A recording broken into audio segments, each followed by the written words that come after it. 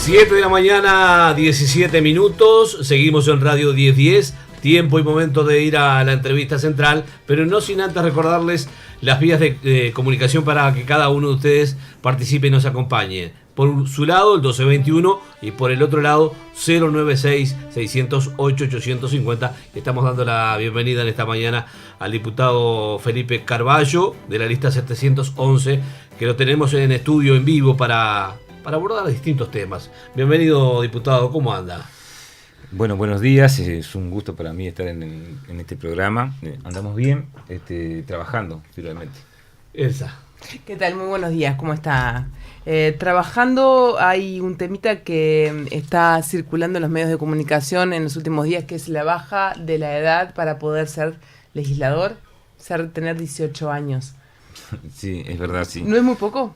A ver, esta es una propuesta que nosotros venimos trabajando ya desde el año pasado, en donde entendíamos necesario tratar de generar las condiciones para que los jóvenes puedan participar en el ámbito político y sobre todo preocupados por la poca, no diría la poca participación, sino que desde el punto de vista de la baja representación que tienen los jóvenes en el ámbito parlamentario uruguayo. Uh-huh. Según, digamos, la información que tenemos nosotros y de lo que hemos visto, en un total de 130 legisladores entre diputados y senadores, nos encontramos que tenemos únicamente 3 jóvenes menores de 30 años. Uh-huh. Y esto parte también de un razonamiento que al principio de la legislatura, cuando se comienzan a distribuir las diferentes responsabilidades que tenemos dentro de lo que es el Parlamento Nacional, una de esas comisiones, que es la Unión Interparlamentaria, que funciona, digamos, una de las comisiones que se le viene dando mucha prioridad a nivel internacional desde el punto de vista de la participación de los parlamentos en el mundo, nos tocó a nosotros particularmente tener la representación en esa comisión. Y estamos ahí porque, bueno, en definitiva tenemos menos de 45 años, ¿verdad? Porque ese es un poco el promedio a nivel internacional. Aunque a nosotros nos gustaría, digamos, que en ese tipo de ámbito pudieran participar jóvenes con mayores posibilidades, digamos, de poder participar en ese tipo de ámbito.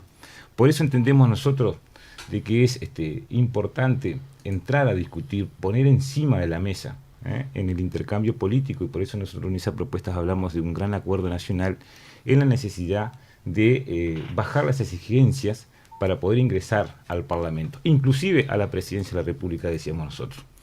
¿A partir de qué edad? A partir de los 18 años.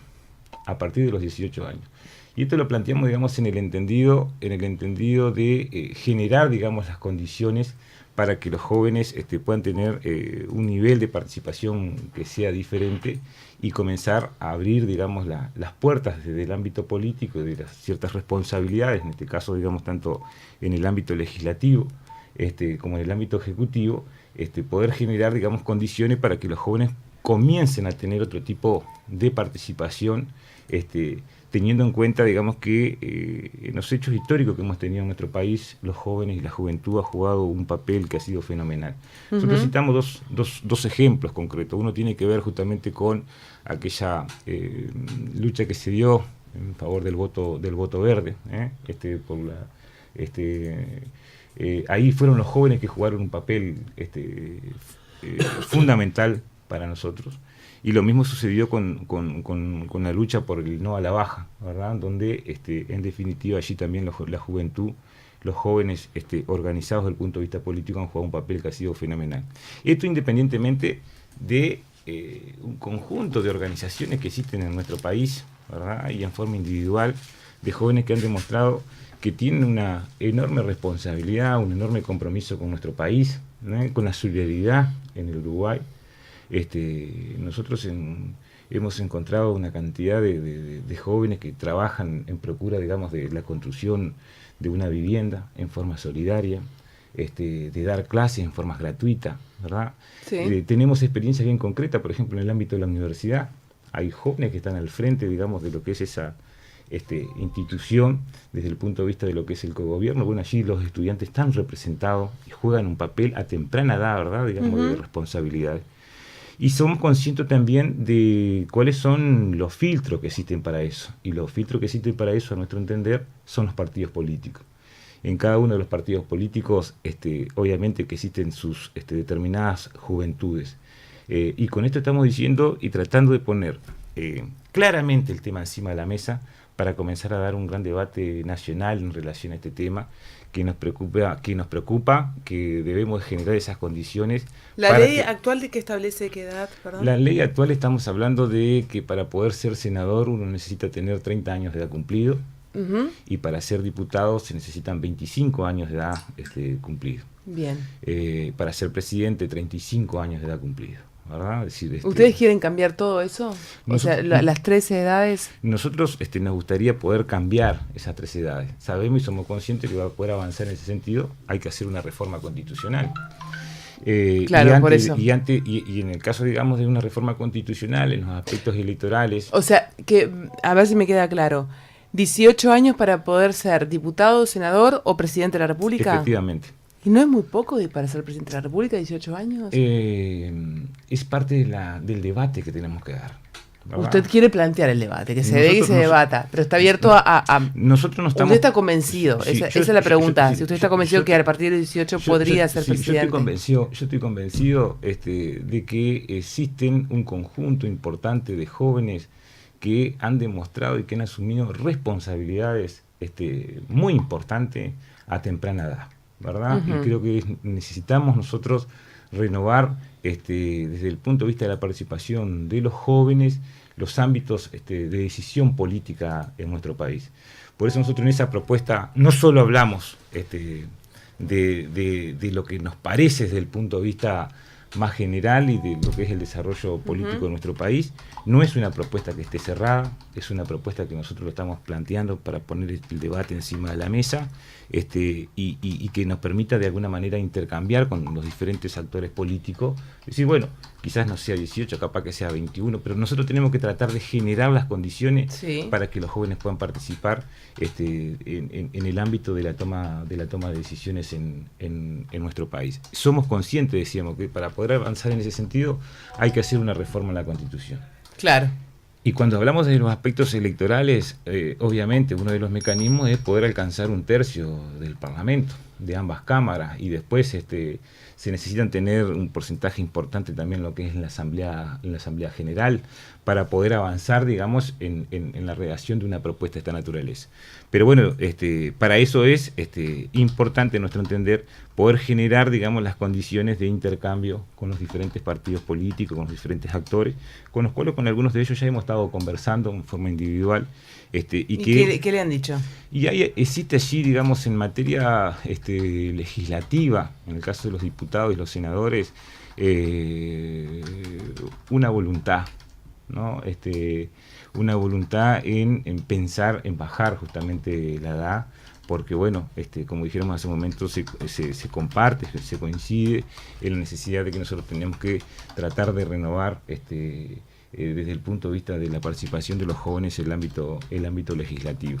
Nosotros decimos lo de la presidencia también con ese objetivo, de poner cada uno de los temas encima de la mesa y que nos permita comenzar a dar un gran debate a nivel nacional. Miren, nosotros tuvimos en el transcurso de la elaboración de esta propuesta, recordamos perfectamente cuando se generaron las condiciones para bajar la edad para ser edil departamental.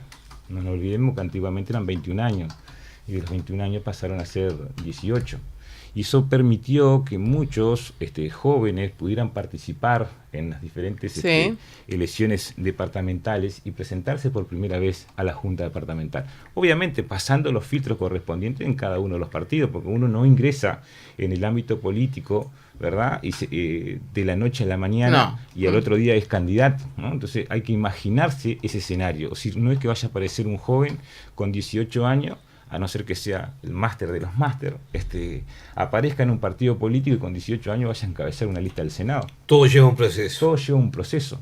Ahora, si nosotros generamos las condiciones para que en la Cámara de Diputados, para la Cámara de Senadores, puedan ingresar jóvenes con 18 años, así sean de suplente, que puedan hacer, digamos, su primera experiencia. Yo estoy convencido que en el transcurso de 5 años de conocer cómo funciona y el dinamismo que le ponen y la fuerza que le ponen los jóvenes a lo que es el trabajo político, obviamente digo que podemos tener una contribución para lo que es el desarrollo del país, una perspectiva totalmente diferente de cómo muchas veces se pueden estar visualizando, digamos, en un ámbito como el que hoy tenemos. O sea que por lo tanto yo creo que sería importante seguir avanzando en esta dirección.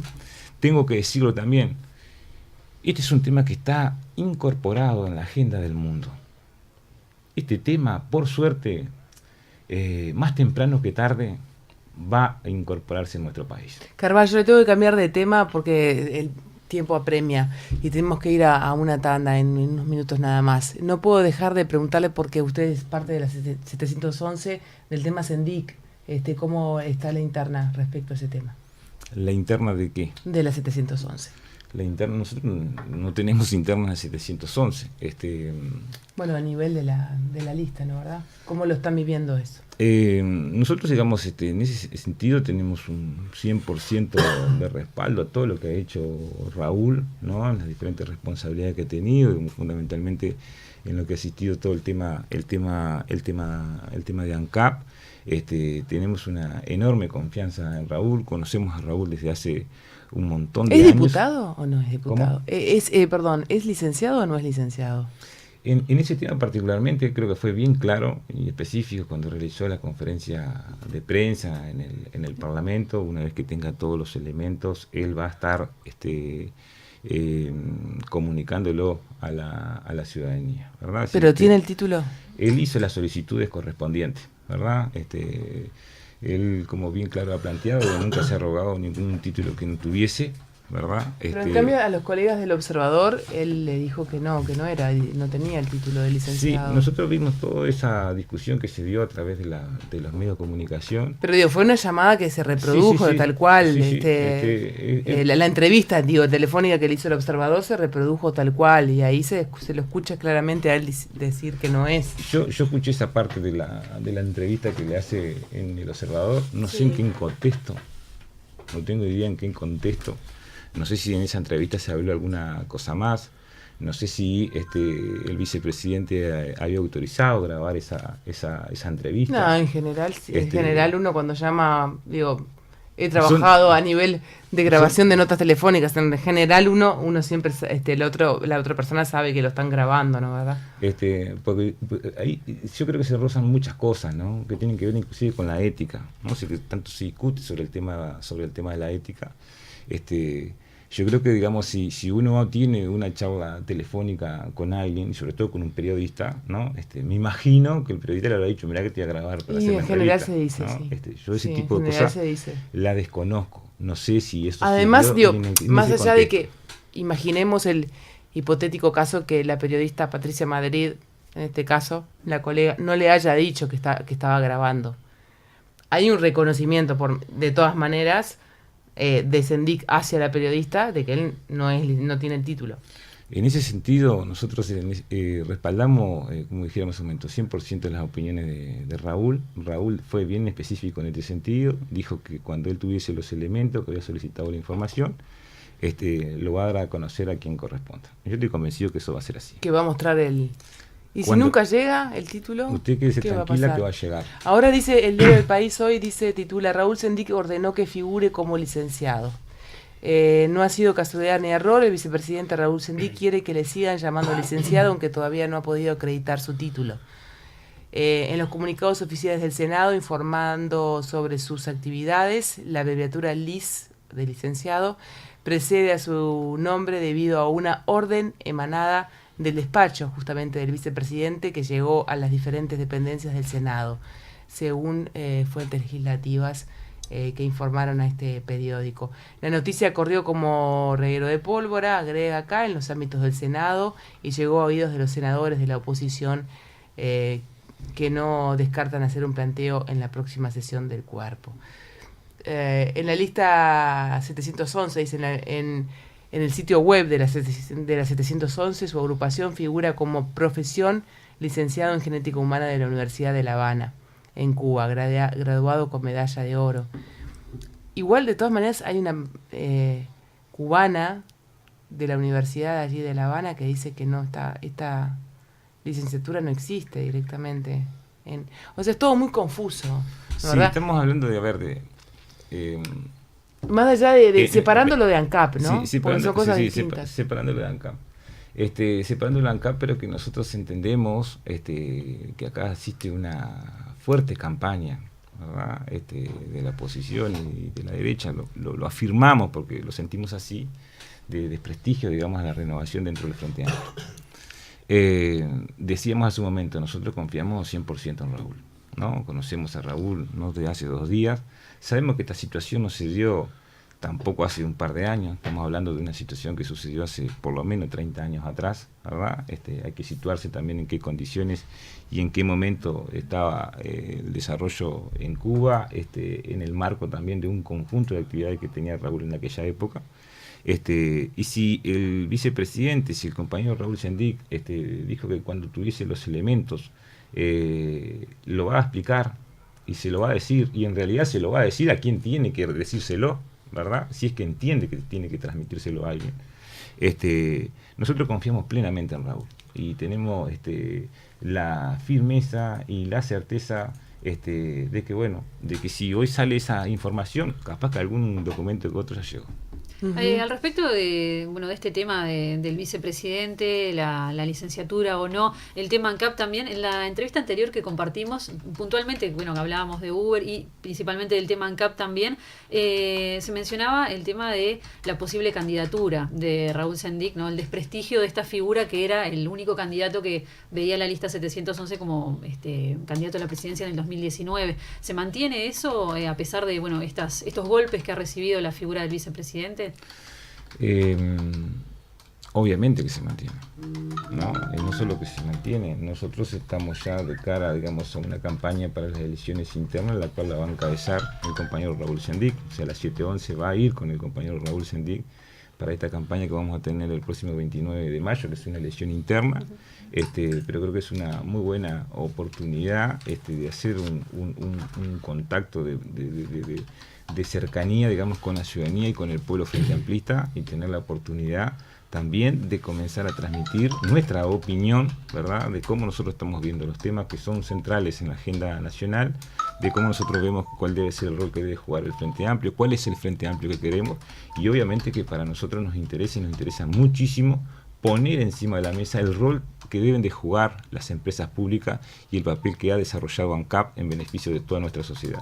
O sea que por lo tanto para nosotros de esos planteamientos que hemos venido transmitiendo, nos hemos movido un ápice desde ese lugar, y creo que en realidad también parte de la enorme preocupación que tiene la derecha y la enorme preocupación que tiene la oposición es que que tenemos una figura de recambio, tenemos una figura joven dentro de la izquierda, y que obviamente tiene hoy una enorme responsabilidad. También siento que parte de la responsabilidad que tiene el gobierno hoy es tratar de desarrollar de la mejor manera el gobierno en nuestro país y de hacer cosas y de cumplir con nuestro programa de gobierno. Carballo, comparte lo que dice Conde en algunos de los titulares de lo que es la diaria del día de hoy. Dice Conde, el Frente Amplio del gobierno ha caído en el aburguesamiento y se está transformando en una gran burocracia. ¿Cree que es así, o que está en una gran burocracia? No, yo no creo que esté en una gran burocracia. Sí tenemos hemos tenido algunas dificultades, ¿no? Y yo creo que el Frente Amplio merece transparentar algunas discusiones, ¿no? Yo creo que es producto de algunas dificultades que hemos tenido, de algunos enfrentamientos que hemos tenido con compañeros en los diferentes medios de comunicación. Yo soy partidario, de que muchas veces los temas que podamos tener diferencias, discrepancias, es importante discutirlo puertas adentro, ¿verdad? Y sobre todo, ¿cree que no se trataron temas que se tendrían que haber abordado en forma interna? Bueno, el caso, obviamente, el contador Danilo Astori en su momento, fue crítico en cuanto a los temas de ANCAP. ¿Cree que tendría que haberlo hablado directamente con el sector? Yo creo que en realidad, mire, a ver, yo pienso de que en el caso concreto, digamos, de ANCAP, la mesa política del Frente Amplio llegó tarde a la discusión, ¿no? Si acá hubo una definición política concreta, un planteo dentro del Senado de la República, y se dijo vamos a conformar una comisión investigadora, y la mesa política del Frente pasaron muchos meses sin discutir el tema. El secretariado pasó muchos meses sin discutir el tema, ¿verdad? Entonces yo creo que, pero eso no significa que las opiniones o que las posiciones de algunos compañeros no se virtieran públicamente. Entonces yo creo que ese tipo de cosas hacia la interna del Frente Amplio le hace mucho daño. Yo creo que ese tipo de opiniones y de posiciones, primero que nada se tendrían que haber volcado dentro de casa y dar la discusión política dentro de los ámbitos correspondientes. Creo también de que el Frente Amplio, obviamente, por momentos ha perdido la agenda. Lo tengo que decir con toda la letra. Yo creo que en realidad muchas veces hemos terminado en algunos ámbitos sin darnos cuenta, o no hemos tenido la fuerza necesaria, ¿verdad? De que desde la oposición, de la derecha, a nivel del Parlamento, por decirlo de alguna manera, han estado en permanente campaña electoral. Es decir, yo estoy convencido, y nosotros escribíamos algún documento. ¿Y cómo lo confirma que han estado en campaña electoral? ¿Qué cree usted que dice, que suele decir que estuvieron en campaña electoral? ¿Cuáles son los temas que usted opina? Porque, a ver, las elecciones del balotaje fueron el 14 de noviembre del año 2014. Bien, yo creo que aquí hay una clara definición por parte. Yo estoy convencido que la derecha coordina a nivel de Latinoamérica. Estoy convencido de que han llegado a la conclusión de que no pueden hacer absolutamente nada en relación al tercer gobierno del Frente Amplio. El Frente Amplio, ya la gente laudó en esas elecciones del 2014, y hasta el 2020 el Frente tiene la responsabilidad de gobernar el país, y creo que sí que han definido pensar y actuar y desarrollar un trabajo de cómo evitar un cuarto gobierno del Frente Amplio. Y yo me remito a las pruebas, y las pruebas las tengo, y cuando digo, por ejemplo, que desde noviembre del 2014 hasta la fecha han pasado, ¿cuántos ministros han pasado por el Parlamento? ¿No? Tanto por diputado o como por el Senado, en forma permanente, ¿verdad? Digamos, diferentes directores, diferentes ministros se ha convocado permanentemente, que de alguna manera frenan lo que tenga que ver el trabajo político y la responsabilidad de gobierno. Nosotros somos conscientes, eso está dentro de las reglas constitucionales y legales de nuestro país. Sí, está dentro de las reglas constitucionales y legales. Ahora, la actitud que ha tenido el Frente Amplio ha sido una actitud de apertura, ¿verdad? Si nosotros le hemos dado participación a la oposición en las diferentes empresas públicas, y nos hemos encontrado, por ejemplo, que muchos de esos directores que pertenecen a la oposición, en más de una oportunidad hacen campaña contra la misma empresa del Estado, hablando mal y muchas veces hasta mintiendo sobre los desarrollos de las empresas públicas. Y eso es una realidad. Y nosotros estamos trabajando en tratar de reunir un conjunto de elementos que permitan de alguna manera comprobar cuál es la situación. Ahora, en cada uno de estos ataques que hemos recibido por parte de la oposición, digamos, en contra del gobierno, yo estoy convencido que ninguno de esos planteos le cambia la vida a la gente, ¿verdad? Es decir, en cada una de las... No, parece que, a ver, a nivel de la opinión pública está pesando este tema, ¿no? ¿Verdad? Me da la sensación, hay una baja, por ejemplo, bastante importante en la popularidad en la gestión del presidente Vázquez, que es inédita en lo que viene siendo desde que el Frente Amplio ganó la primera elección nacional. De hecho, Vázquez se fue de su primer gobierno, dejó su primer gobierno con un 80% de aprobación.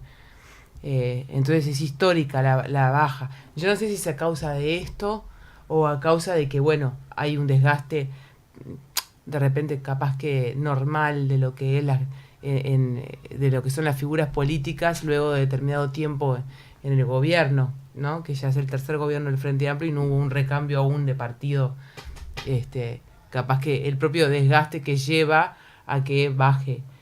No sé, no soy un analista, ¿no, verdad?, política como para afirmar cuál de las dos cosas pesa más, pero sin duda que a nivel de la opinión pública el tema de Raúl Sendic me parece a mí que pegó fuerte, porque creo que más allá de la gestión o mala gestión de ANCAP, irregularidades o no irregularidades, eso lo va a tener que definir la justicia, si es que existen o no. El Senado ya laburó en ese sentido. Claro, pero luego se va a presentar ante la justicia y ahí será la justicia la que resuelva. Pero digo, más allá de todo eso, la mentira paga mucho más que la mala gestión a nivel de la opinión pública, digo yo.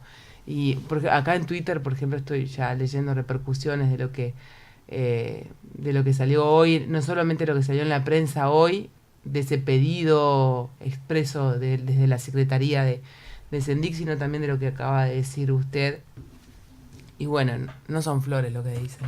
Está bien. En política siempre es importante que hablen, ¿no? Mientras hablen, uno viene desarrollando, digamos, un trabajo. Yo sinceramente digo, creo que, hay varios temas. Por un lado, obviamente que el estar, digamos, al frente del gobierno, eso también tiene cierto desgaste, Ajá. ¿verdad? Eso es así. Pero también es importante decirlo, la exigencia de la gente, ¿verdad? Es decir, nosotros venimos de un país y de un gobierno de Tabaré Vázquez, del primer gobierno del Frente Amplio, en donde estábamos hundidos en la más pobreza absoluta, ¿verdad? Sí, esa es una realidad, ¿verdad? Entonces, hay un conjunto de transformaciones y hay un conjunto de avances que se dieron en la sociedad y hay un conjunto de derechos que han tenido nuestros ciudadanos, por suerte, ¿no?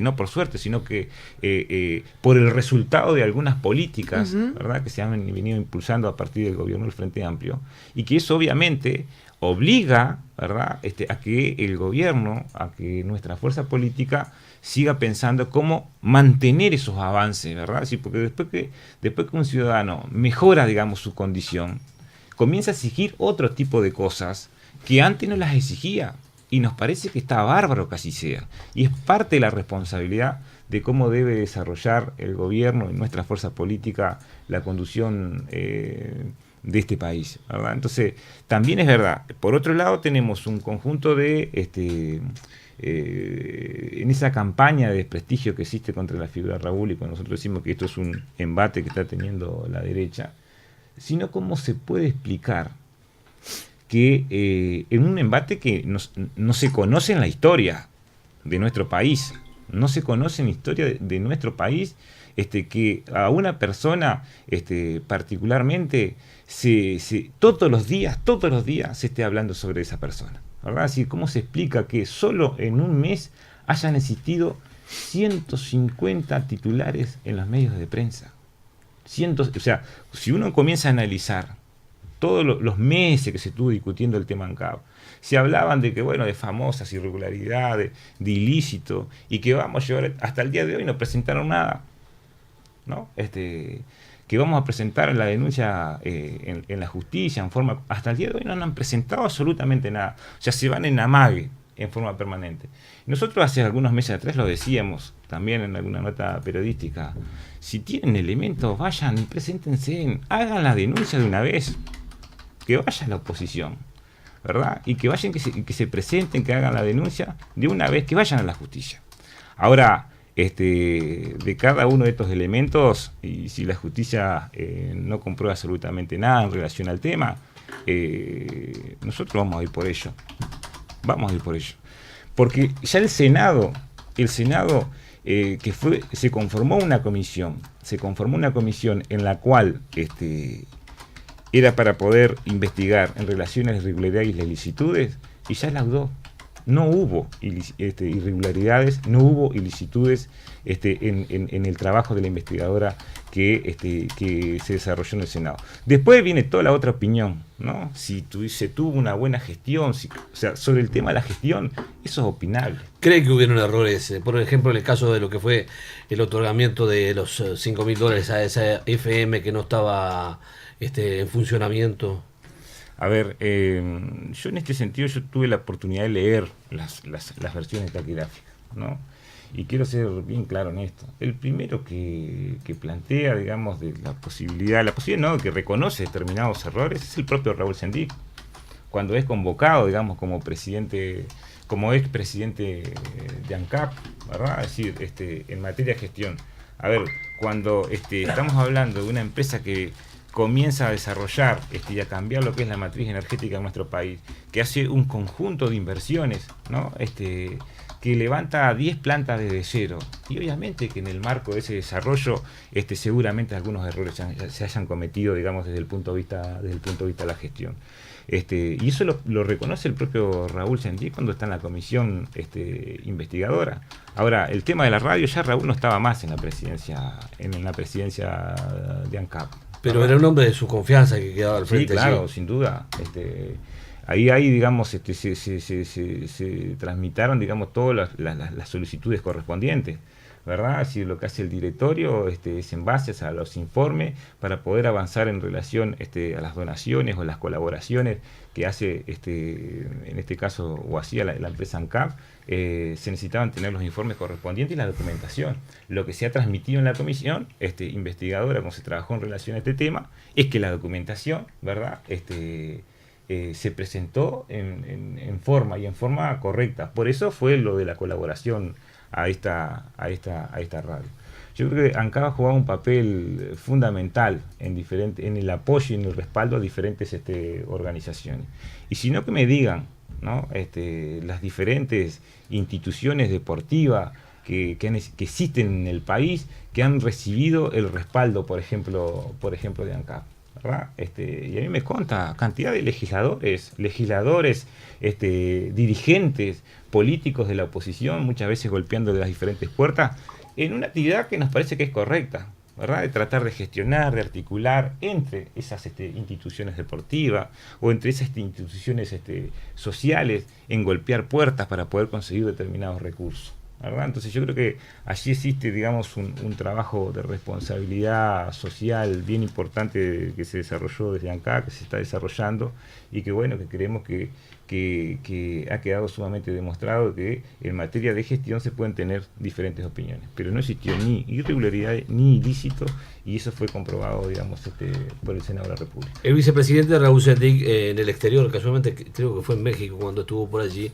un poco le echó la culpa a la prensa también de que, bueno, que como que hizo una gran movida en contra de él. ¿Cree que es así? A ver, yo tengo una opinión muy particular. No voy a intentar traducir lo que dijo, lo que planteó Raúl en esa entrevista. Voy a decir lo que yo pienso. Y yo pienso, cuando nosotros hacemos esa afirmación, ¿verdad?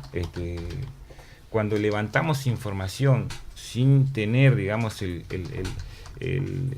chequeo de esos datos, ¿no? Realmente, uno puede estar inclinando en forma permanente la balanza solo para un lado, ¿no? Entonces, cuando nosotros decimos, y obviamente nos referimos a la gran prensa en este país, cuando uno tiene 150 titulares en contra del vicepresidente, ¿verdad? Cuando uno tiene en un mes 150 titulares en contra, digamos, de un dirigente político, yo no le puedo descartar, digamos, la intencionalidad o la forma de cómo se va desarrollando determinadas actividades. Muchas veces uno ve... Hubo más de 150 titulares, dice. Sí. Y hagamos un repaso, digamos, que son titulares todos en contra o sobre el tema ANCAP o sobre el tema Sendic. En realidad, digamos, acá hay, para hablar claro, ¿no?, 3-4 medios que titulan determinadas cuestiones y después el resto repica esa información, ¿verdad? ¿Que sobre el tema Sendic o sobre el tema ANCAP? Dice sobre el tema Sendic. Y sobre el tema Sendic, sobre el tema ANCAP, ¿verdad? Sí, pero eso es una realidad que nosotros hemos podido contactarla. Entonces creo que en forma permanente ha existido, a nuestro entender, una inclinación de esa balanza, como bien lo plantea Tabaré, en forma permanente hacia un solo lado, ¿verdad? Y yo creo que es fundamental el tratar de chequear las informaciones que muchas veces se transmiten, porque uno se puede quedar con el titular, ¿no? El primer tema que hablábamos hoy era la baja de edad, ¿no? A 18 años. Un medio acá que tituló, ¿no? Se pretende bajar a 18 años la edad de presidente, cuando nuestra opinión era mucho más amplia que eso, ¿no? Es decir, de poner el tema encima de la mesa y obviamente también de pensar en los diputados y en los legisladores, que después cuando uno lee la nota se da cuenta que habían otro tipo de cosas y no simplemente ese titular. O sea, yo creo que, y comparto plenamente lo que ha planteado Raúl en su visión, de cómo se han dado determinadas situaciones, y cuando él habla, digamos, en relación a algunos intereses, digamos, que están en juego. Ahora, ¿por qué siempre la prensa, no? Y ahora un poquito que yo, para redondear la nota, y voy a ponerme un poquito de papel de defensora, porque yo soy de la prensa también. ¿Por qué siempre la prensa tiene la culpa de cosas cuando algo no le está saliendo bien del todo a un gobierno? No hablo del Frente Amplio solamente, ¿eh? Miren que nos ha pasado con el Partido Colorado, con el Partido Nacional y ahora también con el Frente Amplio. Cada vez que a un gobierno le baja la popularidad en las encuestas, cada vez que hay un tema que está en el tapete de la opinión pública y que no está bueno para el gobierno de turno, la prensa es la culpable. Sácate, siempre. ¿Por qué no hay una autocrítica? Está bien, a ver, yo creo y esto lo hablo para el Frente Amplio y para cualquier gobierno. ¿Por qué no hay una autocrítica en los partidos políticos y siempre la prensa es la culpable? Está bien, a ver, en el caso de nuestra fuerza política hay autocrítica, obviamente, ¿no? De cosas que nosotros deberíamos de trabajarla en forma mejor. Yo pienso particularmente que en algunos otros temas tendríamos que ser mucho más radicales de donde estamos posicionados. Por eso yo decía hoy de los directores de los entes de las empresas públicas. Yo no sé si mantendría a los directores de las empresas públicas de la oposición, porque no han hecho un buen trabajo, ¿verdad? Porque se han sumado y se han puesto, digamos, desde la óptica de seguir siendo oposición y de representar a la oposición cuando en realidad estás al frente de una empresa pública que tenés que meterte en la camiseta del país y apoyar y respaldar lo que desde esa empresa se vayan tomando las decisiones. Entonces, desde el punto de vista de la autocrítica, yo creo que sí, que tenemos que profundizar un poco más en relación al tema de la autocrítica, pero que también creo de que nosotros tenemos autocrítica en relación al tema. En relación al tema de la prensa, yo creo que cuando se habla de la prensa, se habla de la gran prensa y no se habla de los periodistas, ¿verdad? Habla de los medios de comunicación. Estamos hablando de los dueños de los medios de comunicación. Ah, bueno, entonces aclaremos los tantos. Estaría bueno aclarar los tantos, porque ustedes no han hablado de los medios de comunicación, ustedes dicen la prensa, y sí, cuando dicen la prensa, nos están incluyendo a los periodistas. A ver, es parte, capaz que digamos, es parte de algún intercambio que deberíamos tener con algunos periodistas, desde el punto de vista de decir, bueno, no siempre todos los periodistas pueden decir todo lo que piensan en un medio de comunicación, ¿verdad? Si no estás dentro de lo que es algunos lineamientos de trabajo, automáticamente seguramente vas a tener alguna dificultad. Se nos ha ido el tiempo, diputado. Bueno. Muchísimas gracias. Quedaron temas y quedaron mensajes y llamados. Se comunicaba un oyente que quería saber al respecto de más propuestas que haya de parte de suya y dentro de la 711 también, que quedarán para futuras entrevistas también. Nos reencontramos mañana, audiencia. Bueno, gracias.